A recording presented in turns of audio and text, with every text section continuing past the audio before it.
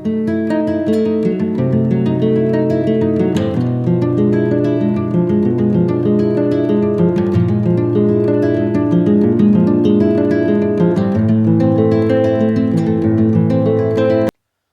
पांचवा अविद्या का पर्व है स्वरूप विस्मृति। अपने स्वरूप को ही भुला देना। हम भगवान के अंश हैं, भगवान के हैं, ये हम भूल गए हैं। ये विस्मृति, भगवत अंश रूपेण विस्मरण, ये अविद्या के ही कारण होता है। और क्योंकि हम अपने को भूल गए हैं, इसलिए हम भटक रहे हैं। तो 5 प्रकार की अविद्या है, पंचपर्वा।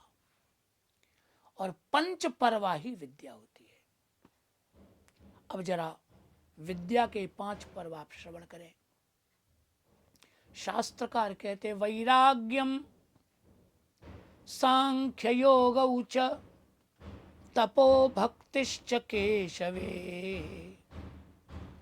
पंच पर्वेति विद्येयम यया विद्वान हरिम विशेत। ये विद्या के 5 पर्व है, 5 सीढ़ियां ये विद्या की। वैराग्यम, विद्या का प्रथम पर्व है वैराग्य। अविद्या का प्रथम पर्व कौन सा है? देहाध्यास। देहाध्यास कैसे मिटेगा?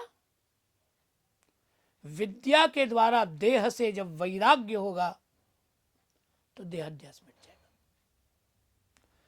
जब ये पता चल जाता है कि ये शरीर मैं नहीं हूं, शरीर मेरा नहीं है, ये मेरे साथ नहीं आया, मेरे साथ नहीं जाएगा, तो शरीर से और शरीर के धर्म से वैराग्य उत्पन्न हो जाता है।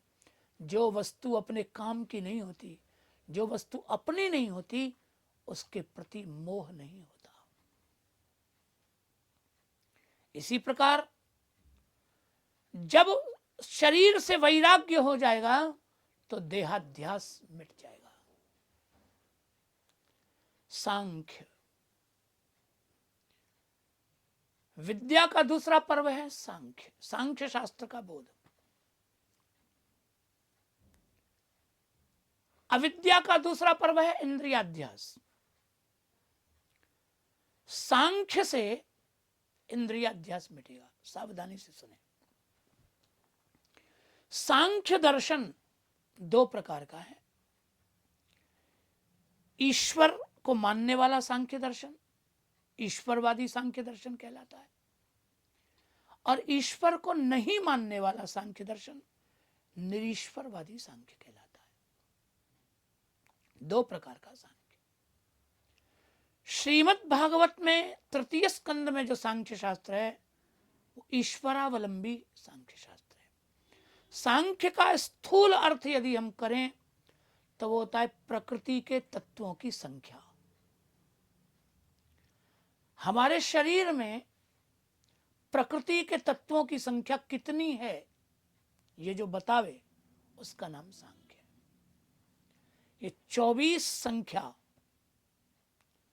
प्रकृति के तत्वों की है। प्रकृति जड़ है, इसलिए प्रकृति से उत्पन्न जितने भी तत्व हैं वो सब जड़ हैं। संक्षेप में आप इनको गिने, मैं निवेदन करता हूं।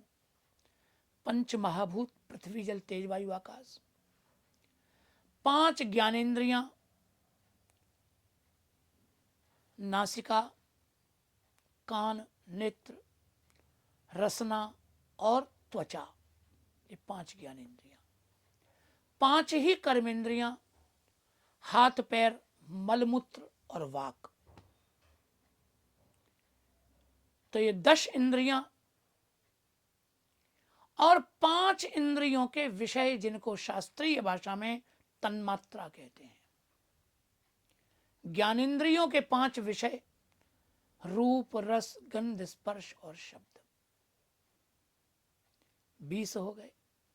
मन, बुद्धि, चित्त, अहंकार, अंतःकरण, चतुष्टय, ये 24 तत्व हमारे शरीर में सांख्य शास्त्र के अनुसार प्राकृत हैं अर्थात जड़ हैं। 25वां तत्व केवल आत्म तत्व वही चैतन्य है। संख्या में प्रकृति के तत्व अधिक हैं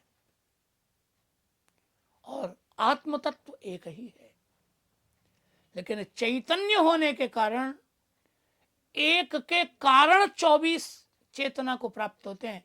यदि एक न रहे तो ये 24 व्यर्थ हैं। इसीलिए एक के चले जाने के बाद इस शरीर को कोई घर में नहीं रखता था। मिट्टी के खिलौने भी लोग घर में सजा लेते हैं, लेकिन इस मिट्टी को कोई नहीं रखता। दुर्गंध आ जाती है और रह पाने की स्थिति नहीं रहती। तो प्रकृति के तत्वों का जब बोध हो जाता है, जब ये बोध हो जाता है कि ये 24 वस्तुएं जड़ हैं, तो इंद्रियाध्यास भी खत्म हो जाता है कि इंद्रियां हैं, आत्मा नहीं है।